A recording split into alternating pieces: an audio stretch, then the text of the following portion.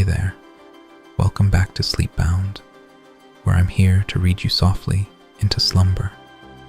Tonight, we're diving into a beautifully transformative chapter of the Neverending Story.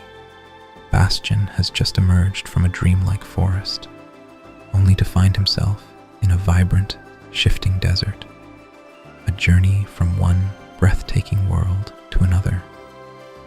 It's a tale that feels both surreal and grounding, perfect for easing you into a deep, restful sleep. Let's get cozy and let this story carry you away. Enjoy the journey. Never had Bastian slept so soundly as in that glowing red blossom. When at last he opened his eyes, the sky overhead was still a velvety black.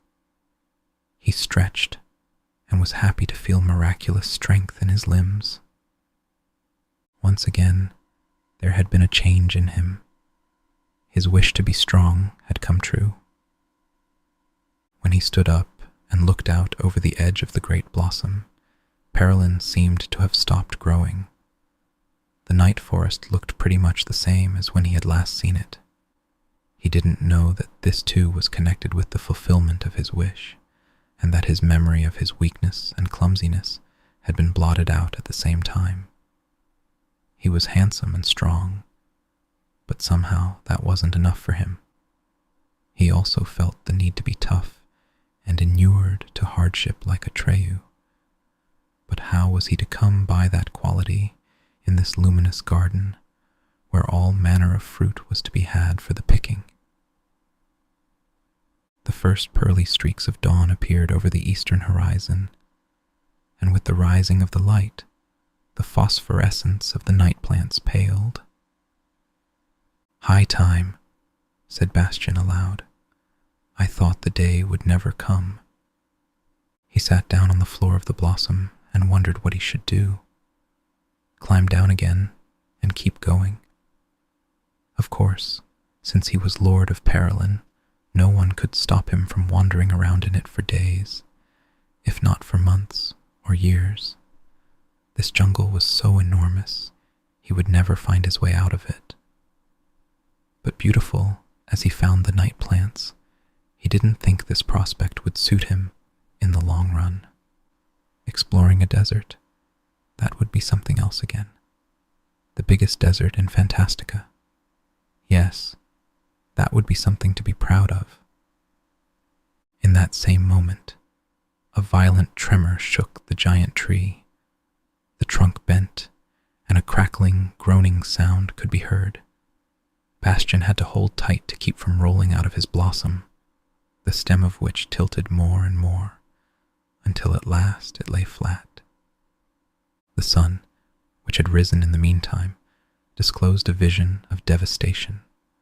Hardly anything was left of all the enormous night plants. More quickly than they had sprung up, they crumbled under the glaring sunlight into dust and fine-colored sand. Gigantic tree trunks collapsed as sandcastles do when they dry out. Bastian's tree seemed to be the last still standing.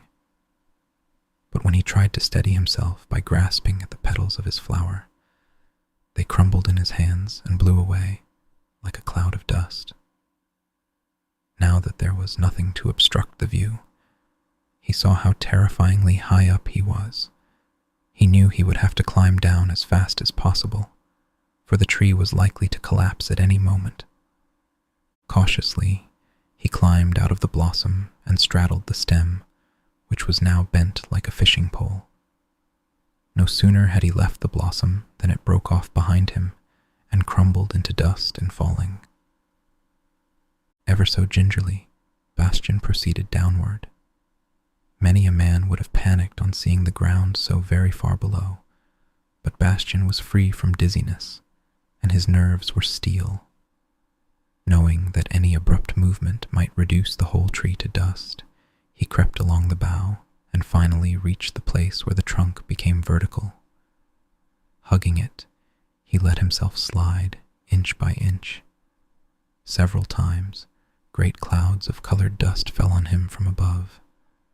There were no branches left, and what towering stumps remained crumbled when Bastian tried to use them for support. As he continued downward, the trunk became too big for him to hold, and he was still far above the ground. He stopped to think, how was he ever going to get down? But then another tremor passed through the giant stump and relieved him of the need for further thought. What was left of the tree disintegrated and settled into a great mound of sand. Bastian rolled down the side of it in a wild whirl, turning a number of somersaults on the way, and finally came to rest at the bottom. He came close to being buried under an avalanche of colored dust, but he fought his way clear, spat the sand out of his mouth, and shook it out of his ears and clothes. Wherever he looked, the sand was moving in slow streams and eddies. It collected into hills and dunes of every shape and size, each with a color of its own. Light blue sand gathered to form a light blue hill, and the same with green and violet, and so on. Perilin, the night forest, was gone, and a desert was taking its place. And what a desert! Bastian had climbed a dune of purplish red sand, and all around him he saw nothing but hill after hill of every imaginable color. Each hill revealed a shade or tint that recurred in no other. The nearest was cobalt blue, another was saffron yellow, then came crimson red, then indigo, apple green, sky blue, orange, peach, mauve, turquoise blue, lilac, moss green, ruby red, burnt umber, Indian yellow, vermilion, lapis lazuli, and so on from horizon to horizon, and between the hills, separating color from color, flowed streams of gold and silver sand. "This," said Bastian aloud, "is Goab, the desert of colors." The sun rose higher and higher, and the heat became murderous. The air over the colored sand dunes shimmered, and Bastian realized that he was in a tight spot. He could not stay in this desert, that was certain. If he didn't get out of it soon, he would die of hunger and thirst. He took hold of the childlike empress's emblem in the hope that it would guide him, and then staunchly he started on his way. He climbed dune after dune. Hour after hour he plodded on, never seeing anything but hill after hill. Only the colors kept changing. His fabulous strength was no longer of any use to him, for desert distances cannot be vanquished with strength. The air was a searing blast from hell. His tongue clung to the roof of his mouth, and his face streamed with sweat. The sun was a whirl of fire in the middle of the sky. It had been in the same place for a long time, and didn't seem to move. That day in the desert was as long as the night in Perilin. Bastian's eyes burned, and his tongue felt like a piece of leather. But he didn't give up. His body had dried out, and the blood in his veins was so thick it could hardly flow. But on he went, slowly, with even steps, neither hurrying nor stopping to rest, as if he had had years of experience at crossing deserts on foot. He ignored the torments of thirst. His will had become as hard as steel. Neither fatigue nor hardship could bend it. He recalled how easily he had been discouraged in the past. He had begun all sorts of projects and given up at the first sign of difficulty. He had always been afraid of not getting enough to eat, or of falling ill, or having to endure pain, all that was far behind him. No one before him had dared to cross Goab, the desert of colors, on foot, nor would anyone undertake to do so in the future, and most likely, no one would ever hear of his exploit. This last thought saddened Bastian. Goab seemed to be so inconceivably large, he felt sure he would never come to the end of it. Despite his phenomenal endurance, he was bound to perish sooner or later. That didn't frighten him. He would die with calm dignity like the hunters in Atreus' country. But since no one ever ventured into this desert, the news of his death would never be divulged, either in Fantastica or at home. He would simply be reported missing, and no one would ever know he had been in Fantastica or in the desert of Goab. All Fantastica, he said to himself, was contained in the book that the old man of Wandering Mountain had written. This book was the Neverending Story, which he himself had read in the attic. Maybe his present adventures and sufferings were in the book even now, and maybe someone else would read the book someday. Maybe someone was reading it at that very moment. In that case, it must be possible to give that someone a sign. The sand hill where Bastian was standing just then was ultramarine blue, and separated from it by a narrow cleft, there was a fiery red dune. Bastian crossed over to it, gathered up sand in both hands, and carried it to the blue hill. Then he strewed a long line of red sand on the hillside. He went back, brought more red sand, and repeated the operation. Soon, he had fashioned 3 enormous red letters against the blue ground. BBB. He viewed his work with satisfaction. No reader of the Neverending Story could fail to see his message. So whatever happened to him now, someone would know where he had been. He sat down to rest on the red hilltop. The 3 letters glittered bright in the desert sun. Another piece of his memory of the old Bastian had been wiped out. He forgot that he had once been a namby-pamby, something of a crybaby in fact, and he was ever so proud of his toughness. But already a new wish was taking form. "It's true that I fear nothing," he said aloud, "but what I still lack is true courage. Being able to endure hardships is a great thing, but courage and daring are something else again. I wish I could run into a real adventure, something calling for great courage.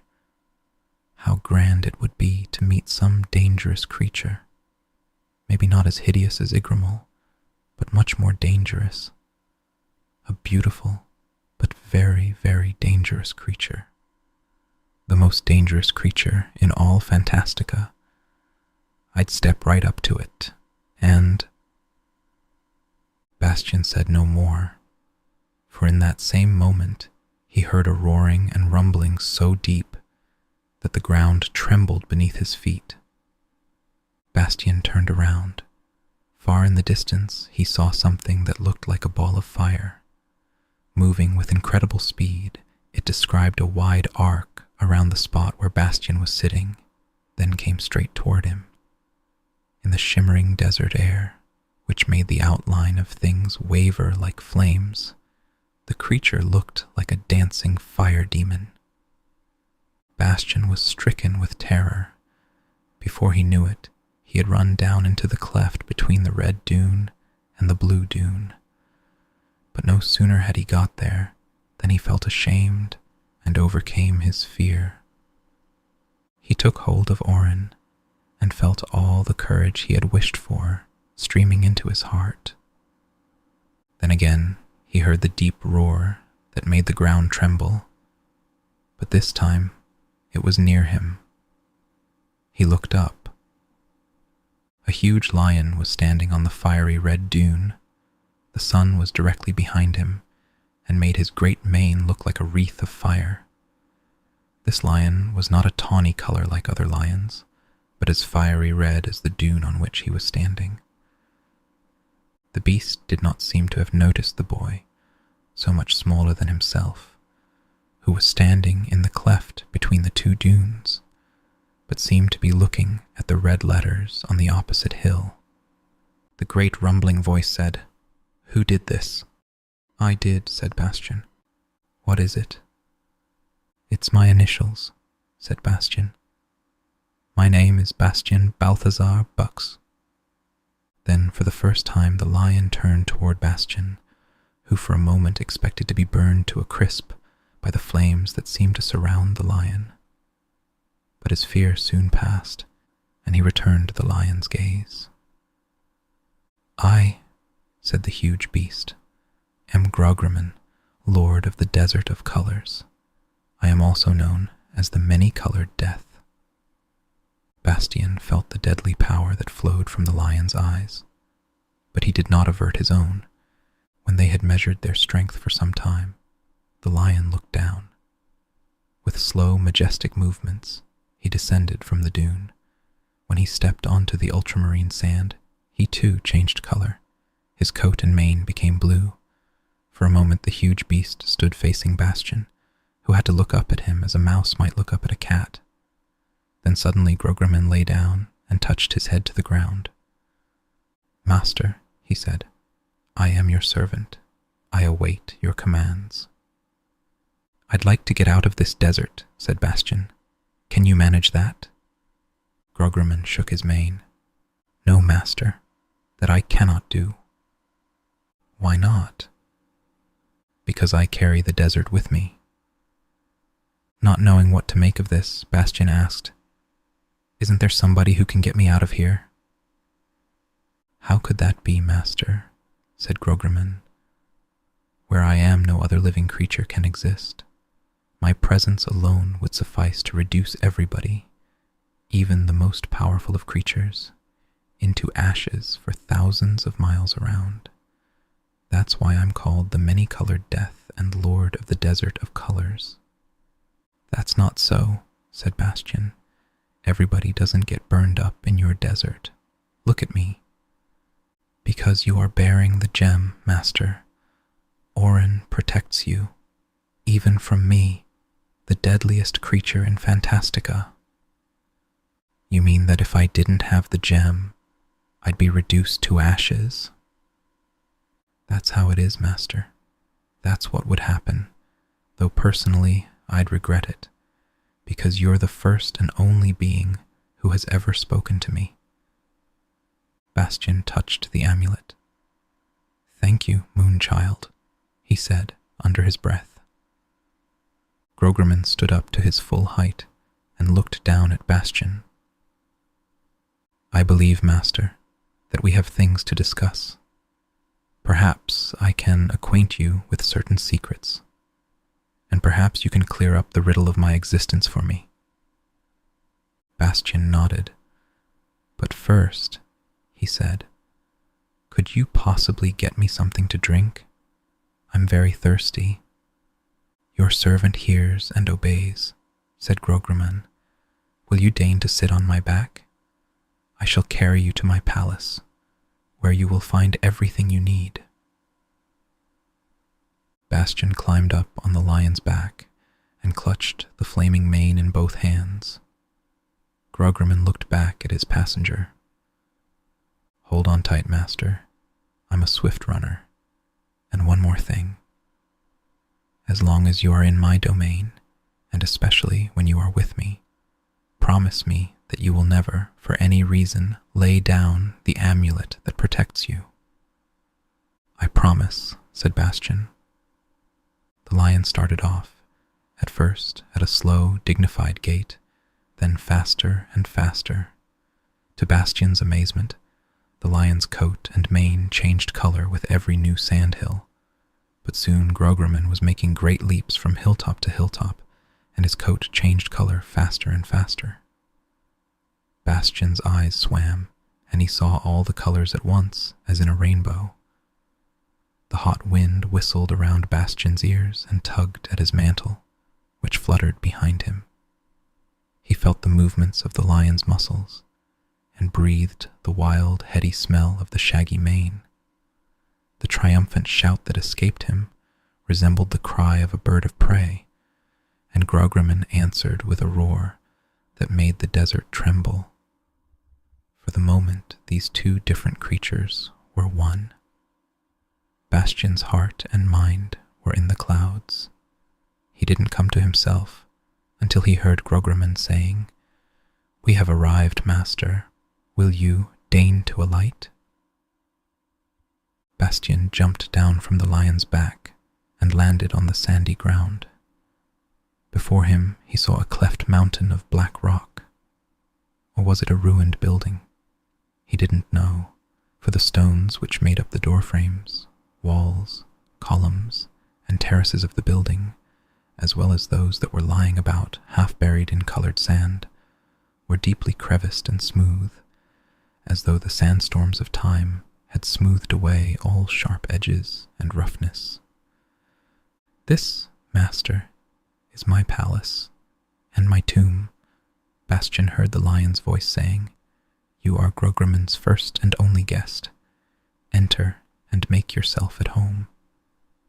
The sun hung low over the horizon, a great pale yellow disk, shorn of its searing heat. Apparently the ride had taken much longer than it had seemed to Bastian. The truncated columns or spurs of rock, whichever they might be, cast long shadows. It would soon be night. As Bastian followed the lion through a dark doorway leading into the palace, he had the impression that Grogrimm's steps sounded tired and heavy. After passing a dark corridor and up and down a number of stairways, they came at last to a large double door, which seemed to be made of black rock. As Grogrim approached, it opened of its own accord, and when they had both gone through, it closed behind them. Now they were in a large hall, or rather a cave, lit by hundreds of lamps whose flames resembled the play of colors on Grogrimm's coat. The floor was of colored tiles. At the center was a circular platform surrounded by steps, and on the platform lay an enormous black rock. Grogrim seemed spent as he turned to Bastian. "My time is close at hand, master," he said, hardly above a whisper. "There won't be time for our talk, but don't worry and wait for the day. What has always happened will happen once again, and perhaps you will be able to tell me why." Then he pointed his head in the direction of a little gate at the other end of the cave. "Go in there, master. You will find everything in readiness. That room has been waiting for you since the beginning of time." Bastian went to the gate, but before opening it, he glanced back. Grogrim had sat down on the black rock. He was as black as the stone. In a faint, far-off voice, he said, "Quite possibly, master. You will hear sounds that will frighten you. Don't be afraid. As long as you carry the emblem, nothing can happen to you." Bastian nodded and passed through the gate. The room he entered was magnificent. The floor was laid with soft, richly colored carpets. The graceful columns supporting the vaulted ceiling were covered with gold mosaic, which fragmented the vari-colored light of the lamps.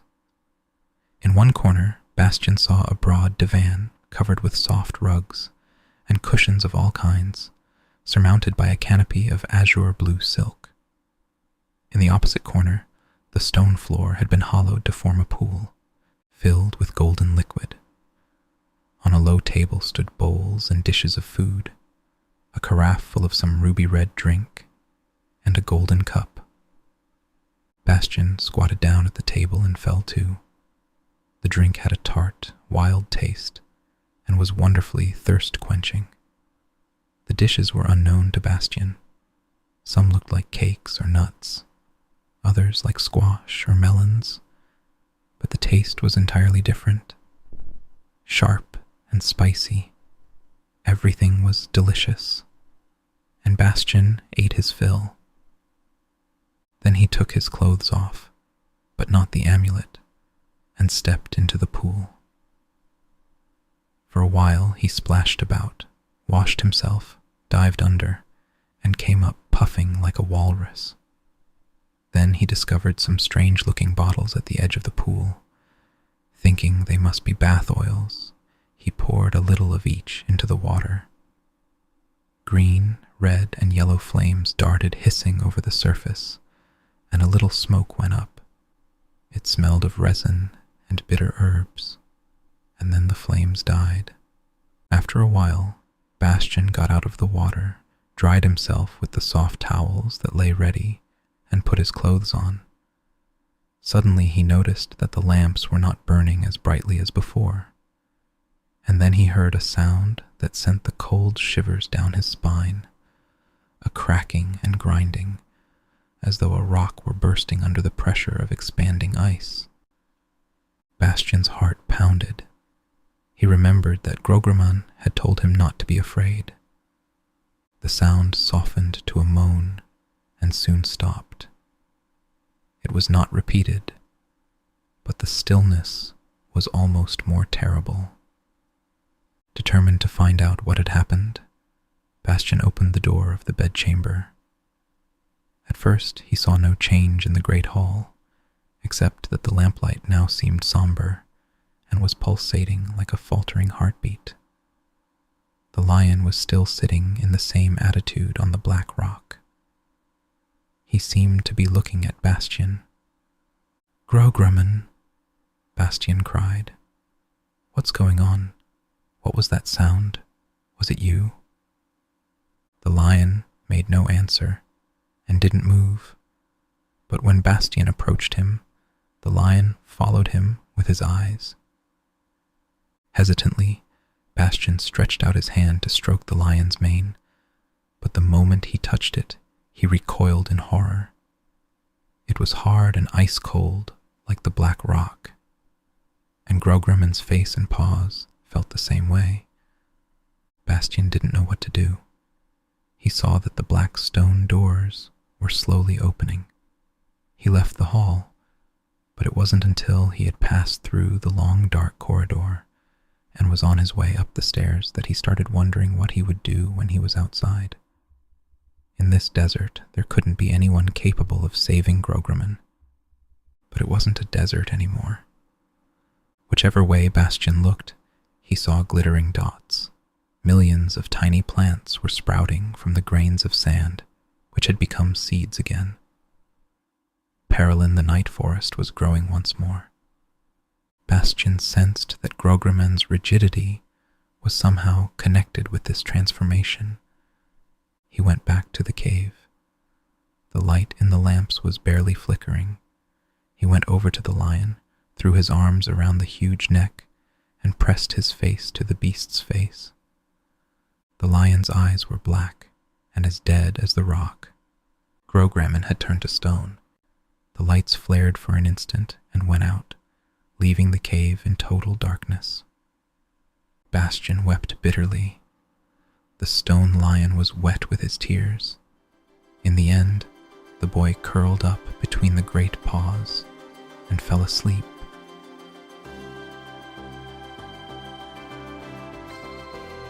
That's where we'll end our story for tonight. Thank you for letting me join you on your way to sleep. If you liked our time together, there are many more stories in previous episodes to help you drift off. As we finish tonight's tale, I wish you a peaceful night and restful sleep. Good night, until next time. Rest well.